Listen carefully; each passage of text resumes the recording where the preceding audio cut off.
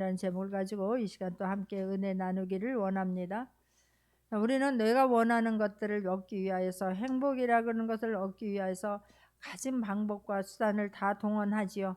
어려서부터 아이들 좋은 성적 얻기를 위해서 굉장히 노력을 하고, 또 좋은 직장을 얻기 위해서, 또 좋은 배우자를 얻기 위하여서, 좋은 또 어떤 일을 하는 가운데 형통하기를 위해서 우리는 굉장히 노력을 많이 합니다. 근데 오늘 성경은 하나님께서 너희가 행복하기를 원하느냐? 우리가 행복하기를 위해서 그렇게 많은 것들을 노력하지만 하나님께서는 우리의 생각과 다르게 말씀을 하십니다. 너희들 행복하기를 원하느냐? 그러면 오늘 본문 말씀을 통하여서 너희들이 행복하는 게 이것을 행하라. 그리하면 너희가 행복하게 될 것이다 라고 주님은 말씀을 하고 계십니다. 자, 오늘 이 신명기 말씀을 나누게 될 텐데, 신명기는 모세가 120세가 되어서 출애굽 1세대들은 다 죽고 모압 광야에서 출애굽 2세대들을 위하여서 지금 설교하고 있는 내용입니다. 그래서 우리가 신명기를 읽을 때는 광야에서 나온 출애굽한 그 광야를 나온 그 출애굽 1세대들을 생각하면 안 되고, 신명기에서는 이들은 여호수아와 갈렙 외에는 다 죽었습니다. 이제는 이 신명기에서 하나님께서 말씀하시는 그런 대상들은 이 가나안 땅을 들어가는 광야에서 태어난 출애굽 2세대들에게 하시는 말씀인 거예요. 출애굽 1세대들이 광야에 나와서 어떻게 살았느냐? 이스라엘 백성들 애굽에서 살면서 노예로 살았습니다. 종으로 살았습니다. 그리고 나중에 이제 요셉을 알았던 사람들이 다 죽고 애굽 왕이 바뀌고 나서 이 사람들은 이스라엘 백성들의 숫자가 폭발적으로 늘어나는 것을 보면서 불안해하기 시작합니다. 그러면서 이들이 나중에 자기들을 배역할까 봐 전쟁이 일어났을 때에 자기네 편을 들지 아니하고 다른 사람들의 편을 들게 되면 어떻게 될까? 불안감이 쌓이게 되고, 그래서 이스라엘 백성들을 이제 힘든 노역을 시키게 되지 않습니까? 너무너무 힘드니까 그들이 하나님 앞에 부르짖기 시작했습니다. 그 부르짖는 소리를 들으시고 하나님께서 이스라엘 백성들을 기억하사 모세를 택하여서 이스라엘 백성들을 출애굽 나오게 해 주었습니다.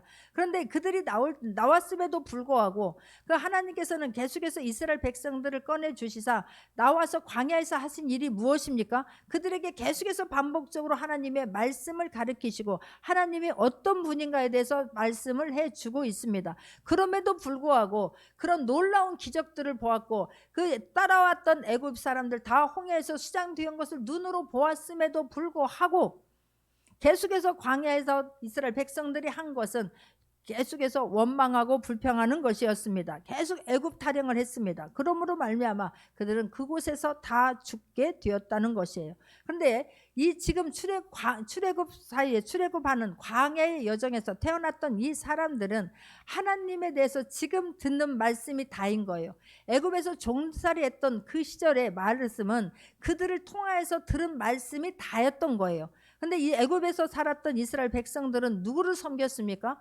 그들이 하나님을 열심히 섬겼던 게 아니에요. 하나님은 부모에게서 들었던, 귀로 듣기만 하는 그 하나님만 알 뿐이었습니다. 그 조상들에게서 들었던 그 하나님을 알 뿐이었던 거예요. 그들이 그런데 실제적으로 그곳은 애굽에서 살았기 때문에 그 애굽이라고 하는 곳은 다신론자들입니다. 자기들이 필요에 따라서 신을 만들어 놓고 그 신을 섬겼던 사람이 애굽이었고 이스라엘 백성들이었습니다. 그러니까 그들이 그 하나님을 안다고 하면서 그러면 하나님을 아는 열심이 특심이었어야 되는데, 그것보다는 내 뜻대로 내 맘대로 되어지지 아니하면 종살이했던 그때를 반복적으로 이야기하고 원망하고 불평하는 삶을 살았습니다. 그래서 오늘 신명기 10장에서는 그 이때가 지금 다시 한번 모세가 고별 설교를 하면서 어떤 내용을 설교하느냐면, 하나님께서는 시내산으로 이스라엘 백성들을 이끌어 오셨습니다. 그곳에서 계속해서 1년여 동안 머물러 있으면서 하나님의 말씀을 가르쳤습니다. 그리고 이때는 이제 모세에게 하나님께서 시내산으로 올라와라 그러면서 10계명을 주십니다. 40일 동안 모세가 하나님 앞에 있었습니다. 그런데 이스라엘 백성들 그 순간 그 40일을 또 못 견디는 거예요. 모세가 죽었는지 살았는지 우리는 알 수가 없다. 그동안 계속해서 하나님께서 광야로 이끌어 오시기 전에 애굽에서도 10가지 재앙을 통해서 하나님이 전능하심을 보여주셨습니다. 홍해를 통해서도 보여주셨습니다. 광야에서도 물이 없다라고 했을 때 원망하고 불평할 때에 반석에서 물이 나게 하셨습니다. 그렇게 자기들이 직접 듣기만 했던 하나님, 눈으로 이제 보았는데도 불구하고 그 하나님이 잠깐 모세가 내 앞에 있는 그 하나님의 말씀을 순간순간 잊어버린다는데 문제가 있는 거예요. 조금만이라도 하나님이 말씀하시는 이분이, 그래서 하나님께서는 너희가 떡으로만 살 것이 아니라 하나님의 말씀으로 산다라고 하는 것을 만나를 통해서 보여주시고 실제로 삶에서 보여주시지 않았습니까? 그런데 그들을 이끌었던 지도자 모세가 40일 동안 보이지 않으니까 그들이 한 행동이 무엇이었습니까? 그냥 아론에게 찾아가서 우리를 이끌 신을 만들어내라는 거예요. 그러니까 아론이 견디다 못해서 그 송아지 형상을 만들어 놓고 거기다가 금붙이를 다 던지니까 그 뜨거운 불구덩 속에서 거기 송아지 형상이 나왔습니다. 송아지.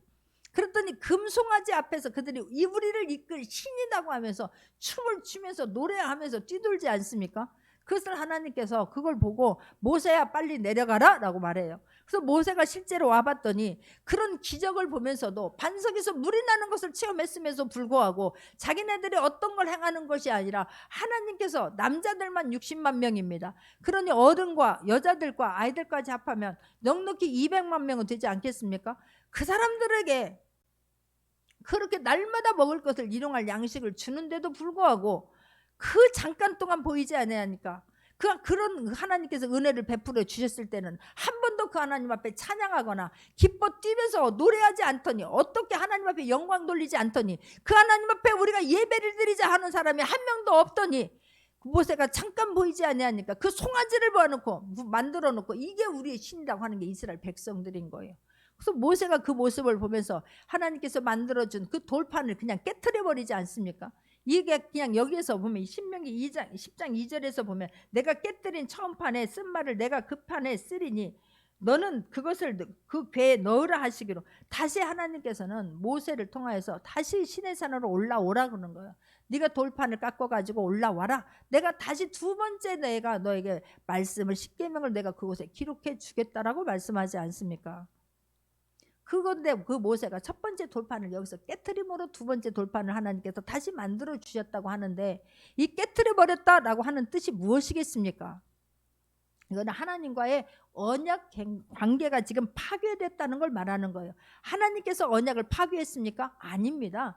목이 곧은 이스라엘 백성들이 하나님께서 그 약속한, 하나님께서 너희들에게 내가 아버지가 되어서 이렇게 너희들을 이끌어 주겠다, 내가 이렇게 축복해 주겠다고 하는, 너희들이 이 말씀을 지켜라. 그러면 내가 하나님이 되어서, 전능하신 하나님이 내가 너희 아버지가 되어서 너희들을 이렇게 이끌어 줄 것이다 라고 하는 그런 언약의 관계를 이스라엘 백성들이 스스로 파괴해버렸다는 사실이에요. 얼마나 무섭습니까? 그런데도 불구하고 하나님께서는 한번 택한 백성들을 끝까지 사랑하사 다시 한번 모세에게 두 돌판을 만들어 주시고 십계명을 써 주시고 그것을 법궤 안에 집어넣게 하십니다. 그 법궤 안에 모세가 하나님께서 써주신 십계명 두 돌판 두 개와 또 아론의 쌍난 지팡이와 그곳에 만나를 집어넣어서 하나님께서 그 법궤 안에 하나님이 임재하심으로 하나님이 함께 하시는 것을 나타내 주시지요. 자, 그러면서 하나님께서는 그런 이스라엘 백성들에게 이 가나안들, 지금 출애굽 1세대와 신명기를 쓰는 이 시간에는 40년이라고 하는 간격이 있는 거예요. 광야 생활을 그렇게 원망하고 불평함으로 하나님께서 40년 동안을 훈련시키십니다. 그 40년 후에 지금 신명기를 쓴 이 시점에 이 출애굽 2세대들에게 하나님께서 내가 너희들은 가나안 땅에 들어가서 살아야 되는데, 가나안 땅에 들어가거든 너희들은 이것만큼은 나에게 행하여 다오라고 지금 하나님께서 말씀하시는 게 오늘의 본문의 말씀입니다. 너희들 그렇게 행복하기를 원하지, 정말로 너희들이 행복하기를 원한다고 하면 너희들이 이것만큼은 지켜다오, 이것만큼은 해다오 라고 하면서 하나님께서 너희의 행복을 위해서 5가지를 지금 요청하고 있는 말씀이 오늘 본문의 말씀입니다. 이스라엘아, 내 하나님 여호와께서 내게 요구하는 것이 무엇이냐 그런 거예요. 이스라엘아, 내 하나님 여호와께서 너에게 원하는 것이 무엇이냐면 너희들 이 5가지를 하나님께서 원하시니 이것만은 해다오 라고 말하는 거예요. 우리가 그러죠. 사람에게도 얘들아, 너 나한테 이것만은 좀 해다오. 다른 거 원하지 않아. 너가 나와 이것만은 좀 약속, 이거 한 가지만 약속을 지켜주지 않을래? 라고 하시는 것처럼 하나님께서 이스라엘 백성들에게 너희들 그런 조상의 그것들을 본받지 말고, 너희들은 그렇게 다 광야에서 죽은 그들을 따르지 말고, 이제 너희가 들어가야 하는 땅은 광야가 아니야. 너희들이 그렇게 조상들이 원했던 애굽이 아니야. 너희들은 완전히 새 하늘 새 땅으로 하나님께서 가나안 땅이라고 하는 것에 너희들을 들어가게 할 건데, 그곳은 그냥 빈 땅이 아니란다. 그것은 가나안 7족속이 살고 있기 때문에 너희들이 말씀으로 철저하게 훈련되어져 있지 않으면, 하나님이 어떤 분이라고 하는 것을 너희들이 알지 못하면 그곳에 가서 그들의 문화에, 그들의 종교에 너희들이 휩싸여서 그들을 따라갈 수밖에 없기 때문에, 그러면 너희들이 1세대들이 당한 것처럼 너희들도 그렇게 죽을 수밖에 없기 때문에, 얘들아, 너희들은 이것만큼은 지켜다오 라고 지금 부탁하는 거예요. 그것이 첫 번째가 무엇입니까? 내 하나님 여호와를 경외하여, 그러는 거예요. 너 여호와를 경외하여. 여호와를 막 그냥 하나님을 존귀하게 여기는, 정말 그런 그 경외함도 있지만 그 안에는 여호와 하나님을 두려워하라는 거예요. 두려워하라는 거. 너희들은 내가 너희들이 어떤 착한 일을 행하여서 어떤 행위 때문에 너희들을 택한 것이 아니고, 하나님의 주권으로 특별히 이스라엘 백성들을 내가 사랑해서 너희들을 선택했기 때문에 내가 너희들을 이렇게 지금 이끌어 오지만, 나를 두려워하는 것은 너희들이 이스라엘 백성들 앞에서 보여준 것처럼 그 홍해를 갈라서 애굽 사람들 다 수장시킬 수 있는 게 나야. 언제든지 너희들 말 안 들으면, 하나님 말씀대로 살지 아니하면 애굽에 내렸던 10가지 재앙이 너희에게도 내릴 수 있는 분이 하나님이십니다. 그러니까 너희들도 늘 하나님 앞에 두렵고 떨림으로 살아야 됨을 지금 말씀하는 거예요. 나에게 지금 안 이루어졌다고 우리가 하나님을 우습게 보지 않는 저와 여러분 되기를 원합니다. 말씀을 홀대하지 않는 저와 여러분 되기를 원합니다. 하나님을 두렵고 떨림으로 섬겨야 되는 거예요. 그래서 예배를 드릴 때도 정말로 하나님 앞에서 두렵고 떨림으로 예배를 드릴 수 있기를 바랍니다. 하나님은 그 모든 것을 다 해줄 수 있는 분이신 거예요. 그 하나님이 지금도 이 예배 중에 함께 하고 계시기 때문에 예배를 드릴 때도 정말 두렵고 떨림으로 온 마음을 다해서 예배 드릴 수 있기를 부탁드리겠습니다. 두 번째, 너희들이 내가 이것만은 원한다 라고 하는 게 무엇입니까? 그 모든 도를 행하고, 그러고요. 그 모든 도를 행하고, 하나님이 말씀하는 것을 그냥 지나가는 말로 듣지 말고 그 말씀을 배웠으면 그 말씀을 행하라고 하는 거예요. 말씀을 듣기만 하고 간직하고 있으면 그거 말씀을 듣는 것도 굉장히 중요해요. 들어야 행하지, 알아야 행하지. 그것도 듣는 것도 중요하지만 그 말씀 들은 것을 너는 행동으로 옮기라는 거예요. 우리가 어떻게 행동으로 다 옮기겠습니까? 행동으로 옮기려고 노력하기만 해도 하나님은 우리에게 은혜를 베풀어 주실 줄 믿습니다. 할렐루야. 그걸 행하라는 거예요. 세 번째는 무엇을 원하십니까? 그를 사랑하며, 그래요. 하나님을 사랑하기를 원하십니다. 하나님은 우리를 눈이 짓무르도록 사랑하십니다. 하나님은 우리를 눈동자와 같이 지키고 보호하시고 우리를 사랑해 주십니다. 근데 우리도, 특별히 남자분들, 그냥 입으로는, 마음속으로는 뭔가 다 있다고 하더라도 말로 이렇게 표현을 못하는 분들이 있어요. 근데 표현할 수 있기를 바랍니다. 우리도 나 하나님 사랑해 속으로만 하는 게 아니라 그 하나님 사랑함이 때로는 막 기도로 나올 수 있기를 바라고, 찬양으로 나올 수 있기를 바라고, 그게 막 춤으로 표현될 수 있는 저와 여러분 되기를 원합니다. 하나님을 사랑하면 그 하나님이 사랑하는 것을 하나님의 마음과 같이 가요. 사랑하면 같이 갈 줄 믿습니다. 사랑하는데 그냥 너는 너고 나는 나다, 저 그러겠습니까? 사랑하면 원하는 것을 해주고 싶어서 애가 타지 않습니까? 함께 하고 싶어서 애타지요. 나 빼놓으면 서운하지요. 하나님도 마찬가지인 거예요. 나를 사랑하면 내가 나랑 같이 하기를 원하는지, 나를 사랑한다라고 하면서 늘 너는 네 맘대로냐? 네가 하고 싶은 대로 하느냐? 하나님과 상의하기를 원하시고 같이 하기를 원하시고 함께 해달라고 요청하기를 원하시는 거예요. 그 하나님을 나를 좀 사랑해다오. 나는 너를 이렇게 사랑하는데 너도 좀 나를 좀 바라봐다오. 나를 좀 사랑해다오 라고 주님 말씀하시는 거예요. 사랑은 일방적이지 아니에요. 쌍방간의 사랑입니다. 일방적으로 사랑해 보셨습니까? 그게 얼마나 힘든지. 그 하나님은 우리를 그렇게 힘들게 사랑하시는 거예요. 우리는 늘 딴 곳만 바라보면서 딴 생각하고 있지 않습니까? 그렇기 때문에 정말로 하나님이 나를 사랑하는 거에 1000분의 1, 만분의 1이라도 그 하나님의 사랑에 같이 보답할 수 있는 저와 여러분 되기를 원합니다. 네 번째로는 마음을 다하고 뜻을 다하여 내 하나님을 섬기라 그래요. 마음을 다하고 뜻을 다하여. 우리가 마음을 다할 수 있기를 바랍니다. 우리는 하나님을 사랑한다라고 하면서 입에만 있어요. 입에만. 입술로만 해요. 입술로만. 입술로도 안 하는 것도 그것도 문제지만, 그것도 정말 마음 아픈 일이지만, 우리가 사랑함이 마음까지 내려올 수 있기를 바랍니다. 입에서 하게 되기 때문에 변화가 안 일어나는 거예요. 목에까지도 안 내려요. 목에까지도 내려와서 가슴을 적셔야지. 그러면 변해요. 하나님을 사랑하면서 이게 마음으로 마음을 다하고 뜻을 다하여.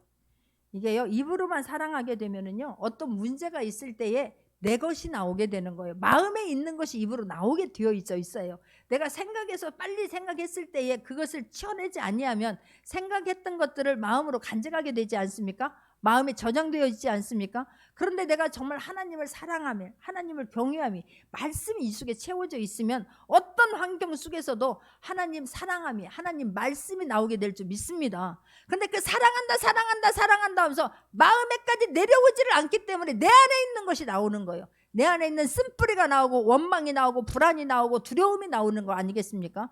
그래서 정말 마음을 다하고 뜻을 다하여 내 안을 채울 수 있기를 바라고 내 안에 있는 것을 말할 수 있는 저와 여러분 되기를 원합니다. 그러면서 너희들은 다하여 내 하나님 여호와를 섬기라라고 말씀하고 있어요. 자, 하나님께서 이스라엘 백성들을 출애굽해 주셨습니다. 이스라엘 백성들이 정말 너무너무 고되니까 너무너무 힘이 드니까 하나님 앞에 부르짖어서 하나님께서 그 약속하신 것을 기억하사 꺼내 주셨습니다. 그것도 있지만 더 궁극적인 목적은 출애굽기 3장 12절을 보겠습니다. 출애굽기 3장 12절을 보게 되면 한번 합독하겠습니다.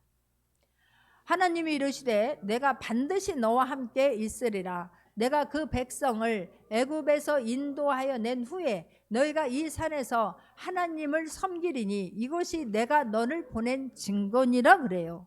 내가 모세야 내가 너를 이 바로왕에게 보낸 증거가 무엇인 줄 아느냐? 이스라엘 백성들을 출애굽시켜서 꺼내서 그들로 하여금 나에게 예배드리기 위함이야 라고 말하는 거예요. 그래서 계속해서 너희가 이 산에서 하나님을 섬기리니, 섬긴다라고 하는 것은 하나님 앞에 예배를 드리는 것입니다. 이것이 내가 너를 보낸 증거라는 거예요. 내가 너를 이스라엘 백성들을 꺼내기 위해서 너를 보낸 목적이고 이스라엘 백성들을 출애굽시키는 목적이 그들이 나와서 나에게 예배를 드리기 위함이라고 말씀하고 있는 거예요. 그렇기 때문에 하나님께서는 모세에게 계속해서 반복적으로 10가지 재앙을 내리면서 하나님께서 반복적으로 하는 말씀이 이 말씀인 거예요. 출애굽기 7장 16절을 보게 되면 첫 번째 재앙을 내릴 때에 지금 모세에게 하나님께서 또 말씀하십니다. 그에게 이르기를 히브리 사람의 하나님 여호와께서 나를 왕에게 보내어 이르시되 내 백성을 보내라. 그러면 그들이 광야에서 나를 섬길 것이니라 하였으나 이제까지 내가 듣지 아니하였도다. 모세에게 가서 바로에게 말하는 거예요. 우리 이스라엘 백성들 하나님께서 말씀하시는데 이제 놔주래. 그들 출애굽하도록 너희가 그냥 놔주래. 왜냐하면 그들은 광야에 나가서 하나님께 예배를 드려야 되기 때문이야 라고 지금 말씀하시는 거예요. 출애굽기 8장 1절에서도 말씀 똑같습니다. 두 번째 재앙을 내릴 때에도 여호와께서 모세에게 이르시되 너는 바로에게 가서 그에게 이르기를 여호와의 말씀에 내 백성을 보내라. 그들이 나를 섬길 것이니라 그러는 거예요. 왜 너 바로야? 너는 이스라엘 백성들을 보내줘야 된다니까? 내보내야 된다니까? 왜냐하면 그들은 가서 하나님 앞에 이제는 예배드리면서 살아야 되기 때문에 그들을 놔줘야 되는 거야 라고 지금 말씀하는 거예요. 하나님께서 이스라엘 백성들을 꺼내준 목적이 무엇이라? 이스라엘 백성들 하나님 앞에 예배드리게 함이라고 하는 것을 지금 계속해서 반복적으로 말씀을 하고 계십니다. 이 반복적인 말씀이 네 번째 재앙에서도 출애굽기 8장 20절에서도 마찬가지예요. 내 백성을 보내라. 그러면 그들이 나를 섬길 것이라. 예배를 드리게 될 것이다 라고 말씀해요. 또 다섯 번째 재앙 9장 1절에서도 마찬가지고 일곱째 재앙 9장 13절에서도 마찬가지입니다. 여덟째 재앙 10장 3절에서도 마찬가지고 아홉 번째 재앙 10장 26절에서도 반복적인 말씀을 하는 거예요. 너는 그들을 내어 보내라는 거예요. 내어 보내라. 그들이 나를 섬길 것이다. 섬길 수 있도록 10장 26절을 보게 됩니다.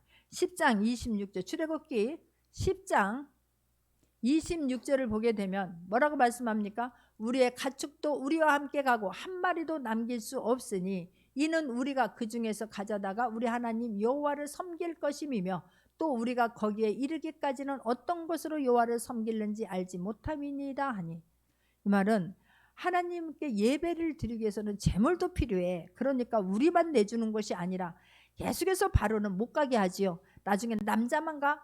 너희들은 그러나 짐승은 갈 수 없어. 여러 가지 핑계를 대서 못 가게 합니다. 그러나 궁극적으로 하나님께서는 어떻게 합니까? 모든 걸 다 보내라는 거야. 가축도 우리와 함께 가고 한 마리도 남길 수 없다. 그 예배를 드리기 위해서 재물이 필요한데 그 재물로 드리기 위해서는 가축도 필요하니 미안하다 바로야, 너는 가축도 한 마리도 남기지 않냐고 다 보내야 된다니까. 왜냐하면 우리는 하나님 앞에 예배를 드려야 하기 때문이야 라고 지금 말하는 거예요. 예배가 우리가 얼마나 중요한지, 우리가 예배를 드릴 때 그래서 하나님 앞에 정말 온 마음과 온 정성과 뜻을 다하여서 예배 드릴 수 있는 저와 여러분 되기를 원합니다. 너희들은 이것만은 해다오, 나한테 와서 예배자로 살아야 된다라고 하는 것을 말씀하고 있는 거예요. 그래서 다섯 번째 이것만은 해다오가 뭡니까? 13절 끝에 가게 되면 내게 모하는 여호와의 명령과 규례를 지킬 것이니라 그래요. 내가 지금 모세에게 십계명을 지금 두 돌판에 써 주었거든. 너는 이것만은 너희들이 반드시 지켜야 된다라고 말씀하는 거예요. 이런 모든 다섯 가지를 왜 행해야 되냐 하면 13절 초반에 내가 오늘 내 행복을 위하여 그러는 거예요. 너의 행복을 위하여. 너희들 내가 이렇게 지키려고 하는 것은 너희들 힘들게 하려고, 너를 귀찮게 하려고 하는 것이 아니라 너희들 그렇게 행복하기를 원하지. 그 너희들이 그 행복하기 위해서는 이것만은 너희들이 나에게 행해다오, 이것만은 지켜다오, 내가 원하는 것이 이것이다 라고 지금 하나님께서는 말씀하고 계시는 것입니다. 그런데 우리는 어떻게 합니까? 누가복음에 가게 되면 누가복음 12장 19절 20절을 보게 되면, 누가복음 12장 19절에서 20절을 보게 되면, 또 내가 내 영혼에게 이르되 영혼아 여러 해 쓸 물건을 많이 쌓아 두었으니 평안히 쉬고 먹고 마시고 즐거워하자 하리라 하되, 하나님은 이르시되 어리석은 자여 오늘 밤에 내 영혼을 도로 찾으리니 그러면 내 준비한 것이 누구의 것이 되겠느냐 하시니 그래요.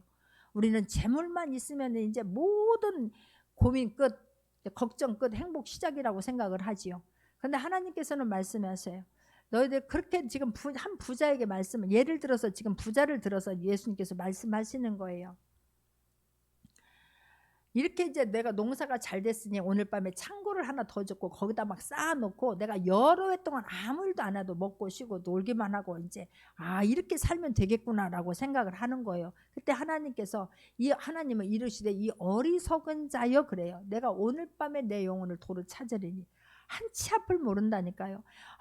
나는 이제 행복하다, 이것만 있으면 된다, 내가 이제 그냥 남부러울 것이 없다, 이제 내가 힘을 주고 살아야 되겠다 이렇게 생각하지만 어리석은 자여 그래요. 근데 우리는 막 내가 취직만 하면 살 것 같지요. 승진만 하면 막 될 것 같지요. 아이들 막 대학만 들어가면 살 것 같지요. 한이 없습니다. 만족이라는 것이 한이 없어요. 우리들의 마음이 우주보다 넓어요. 채워질 수가 없습니다. 그뿐만 아니라 오늘 일이 끝나면, 어떤 문제가 끝나면 그것이 이제 영원히 모든 문제 끝나는 것입니까? 아닙니다. 항상 또 다른 문제 일어날 수 있는 그런 가능성이 있지 않습니까? 그런 환경에 우리가 노출되어 살고 있지 않습니까? 그러니까 하나님께서 너희들은 그것을 위해서 그렇게 최선을 다하느냐? 아니라라고 말씀하시는 거예요. 이 어리석은 자들아, 너희들 왜 아직도 모르느냐라고 하시면서 주님 말씀해 주고 계십니다. 14절입니다.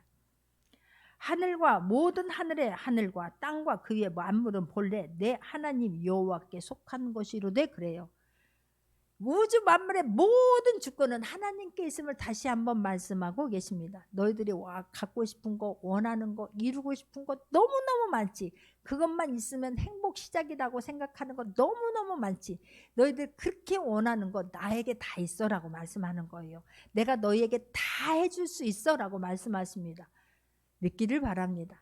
하나님, 나는 그 하나님 앞에 하나님을 경외하고 하나님을 사랑한다고 고백하고 그 말씀을 지키려고 애쓰고 온 마음과 온 정성 다하여 뜻을 다하여 하나님 앞에 예배자로 살게 되면 나머지 네가 갖고 싶어하는 행복한 이것만 있으면 행복하다라고 생각하는 그 모든 것 내가 다 해줄게 라고 주님 말씀하세요.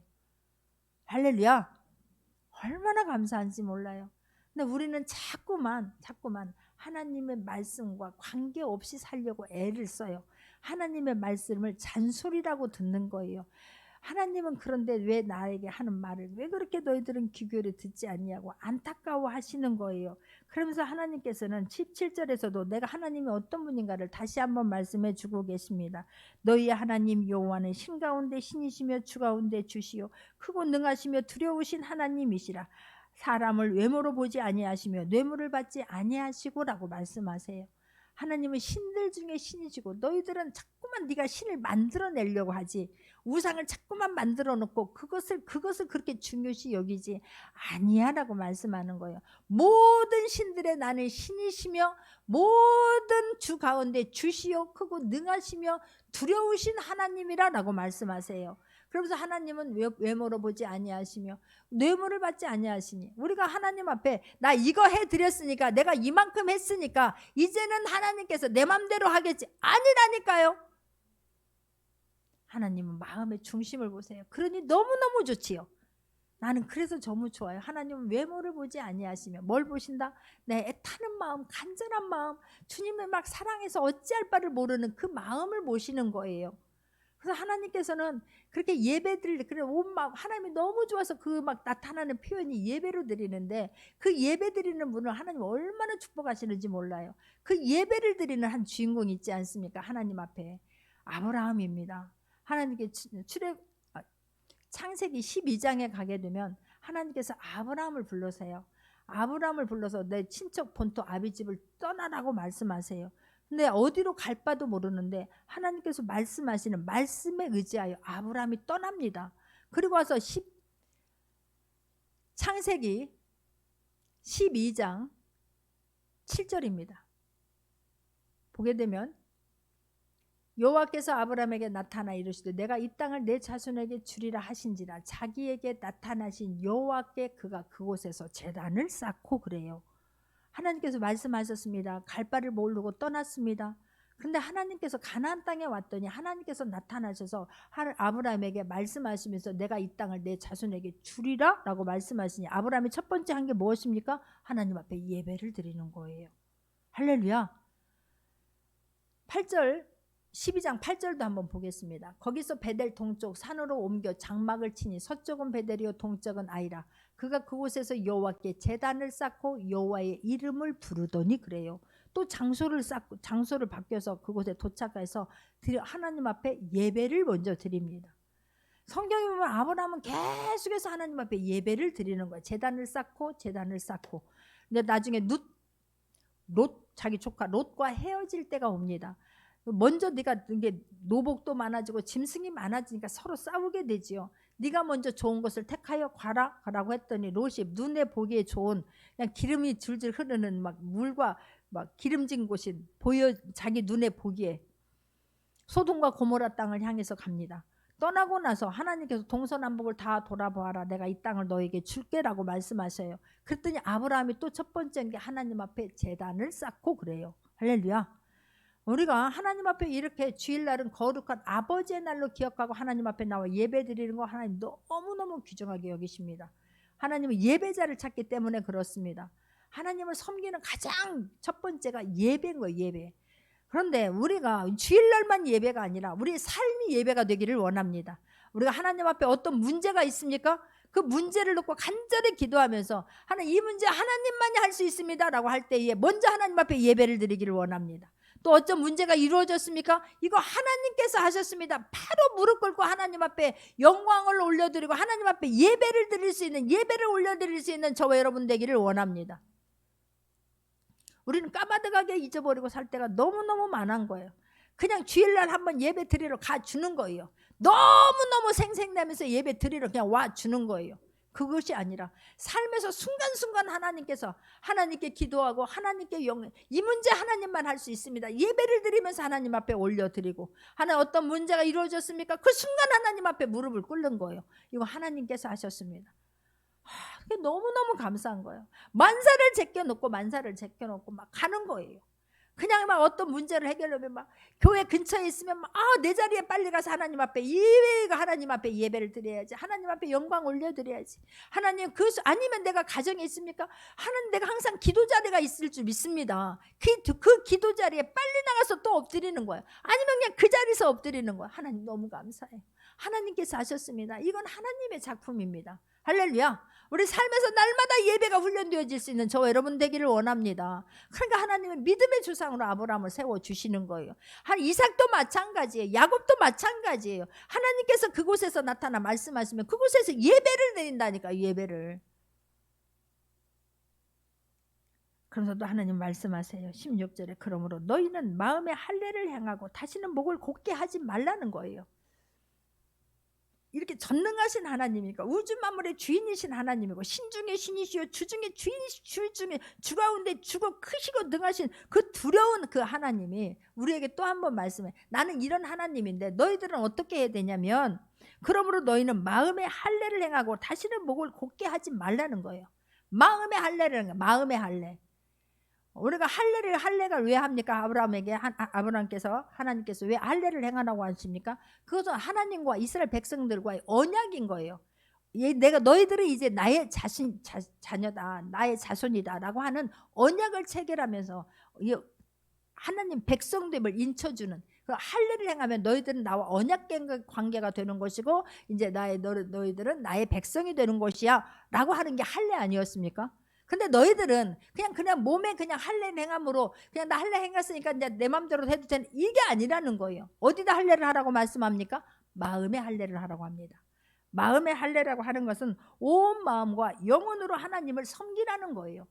하나님 말씀 앞에 강팍한 마음, 완고한 마음, 그냥 뾰족한 마음들을 다 내려놓고 내 뜻 내 의지 내려놓고 하나님 말씀 앞에 순종하라라고 지금 하나님은 말씀하고 계십니다. 순종할 수 있는 저와 여러분 되기를 원합니다. 할렐루야. 이게 지금 하나님 앞에 하나님의 마음의 할례를 행하여 마음의 할례를 행하지 아니하면 우리는 순간순간 내가 나와요. 하나님 말씀이 내 안에 저장되어졌고 말씀의 할례를 행해야지만이 하나님을 두렵고 떨림으로 섬기게 될 줄 믿습니다. 삶에서 하나님을 의식하며 살게 될 줄 믿습니다. 마음의 할례를 하지 아니하면 조금만 무슨 일이 있어도 좌절하고 낭망하고 낙심하고 불안해하고 원망하고 불평하고가 바로 나오는 거예요. 이스라엘 백성들 그 하나님 마음의 할례가 되지 않기 때문에 이 마음 안에 하나님이 간직되어져 있지 않기 때문에 말씀이 간직되어져 있지 않기 때문에 똑같은 환경 속에서 보고 와서도 12명의 정탐꾼 중에 10명이 원망하고 불평하고 낙심하는 말을 자기만 낙심해도 괜찮은데 다른 사람들을 막 낙심하게 하는 이유는 하나님 말씀이 기억되지 않기 때문에 그래요. 하나님께서는 가나안 땅에 너희들 가게 하겠다 그러면 반드시 하나님 가게 하실 줄 믿습니다. 여러분에게 하나님께서 어떤 약속의 말씀을 주셨습니까? 그 말씀은 반드시 이루어질 거라고 하는 걸 믿기를 바랍니다. 근데 마음의 할례를 행해야지만이 하나님이 보이고 하나님이 생각나기 때문에 그 말씀이 믿어지는 거예요.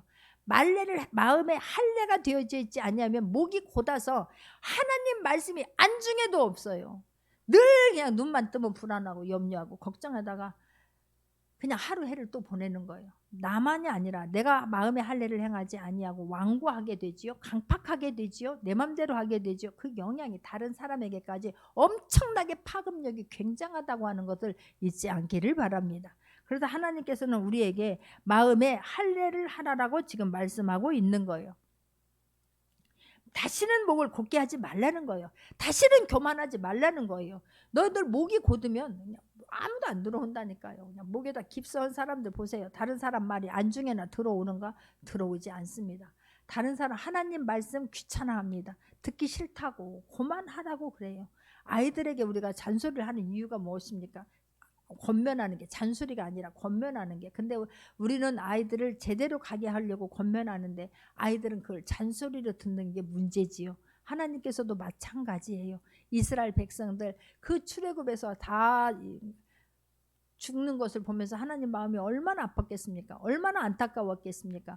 그렇게 하나님 말씀을 목이 곧지 말고 마음에 할례를 하고 내 말에 귀 기울이라고 이야기를 하는데 하나님 말씀에 귀 기울이질 않는 거예요. 그냥 그 잔소리로 듣는 거예요. 왜 그렇게 우리를 귀찮게 하냐는 거예요. 그러니까 조금만 뭐해도 모세를 대항하고 모세를 죽이려고 하지 않습니까? 그러다 끝내는 누가 죽습니까? 자기들이 죽었어요. 모세가 죽었습니까? 아닙니다. 모세는 모세가 하나님 앞에 자기가 잘못한 것 때문에 그랬지 이스라엘 백성들이 잘못한 것 때문에 모세가 죽은 게 아니지 않습니까? 우리도 또 마찬가지인 거예요. 그래서 하나님께서는 너희들의 행복을 위하여예요. 우리는 자꾸만 내가 하나님을 위하여 뭐 한 것 같이 하는 것처럼 생각하지 말기를 원합니다. 내가 예물을 드립니까? 어떤 헌신을 합니까? 하나님을 위한 것이 아니에요. 본인을 위한 것임을 알고 그 하나님 앞에 할 때 온 마음과 온 정성을 다해서 할 수 있는 저와 여러분 되기를 원합니다. 제가 어제 누군가를 기도를 해주는 거예요. 이제 저 아는 권사님이 자기가 아는 분에게 우리 목사님 기도 한번 받았으면 좋겠다고 이야기를 했대요. 그래서 이제 저한테 전화번호를 가르쳐 주길래 제가 전화를 했어요. 그랬더니 잠깐만요 이따가요 그러면서 끊더라고요. 아, 더 급한 일이 있었나 보다. 내가 때를 잘못 받쳤나 보다라고 생각을 했어요. 그랬는데 한참 후에 전화가 왔어요. 그래서 전화를 받았더니 목사님 제가 죄송해요. 아까 목사님 전 기도를 받으려고 하는데 내가 이 상태로 받으면 안 되겠다 싶어가지고 자기가 씻고 옷을 갈아입고 자기가 목사님 전화를 받아야 되겠다 생각하고 전화를 받는다는 거예요. 그 말을 듣는데 제 마음에서 막 감동이 되고 제 눈에서 눈물이 막 나오는 거예요. 얼마나 감사한지. 내가 전화로 기도를 받는데도 내가 이 상태로 그냥 있는 모습으로 받아서는 아니 되겠다. 그래서 자기가 씻고 옷을 갈아입고 그 기도를 받는다는 거예요. 할렐루야. 우리가 그런 마음일 때 하나님은 얼마나 기뻐하실까. 그런 일평생 살면서 하나님을 그런 마음으로 섬길 수 있는 저와 여러분 되기를 원합니다. 마음에 할례를 하고 정말 이것만은 해달라고 하는 것을 지키려고 노력을 했을 때에 우리가 그토록 행복을 위해서 노력하는 모든 것들을 하나님께서 다 해주실 줄 믿습니다. 우리가 하는 것은 하나님을 인정하고 하나님을 경외하고 그 하나님 앞에 영광 올려드리는 것입니다. 우리가 해야 하는 것은 하나님 앞에 간절한 마음을 드리는 거예요. 우리가 애타는 마음을 드릴 때에 모든 것을 아시는 하나님께서 정말로 이건 하나님만이 할 수 있는 일이었습니다. 하나님이 하셨습니다. 간증케 하셔 주실 것을 믿습니다. 기도하겠습니다.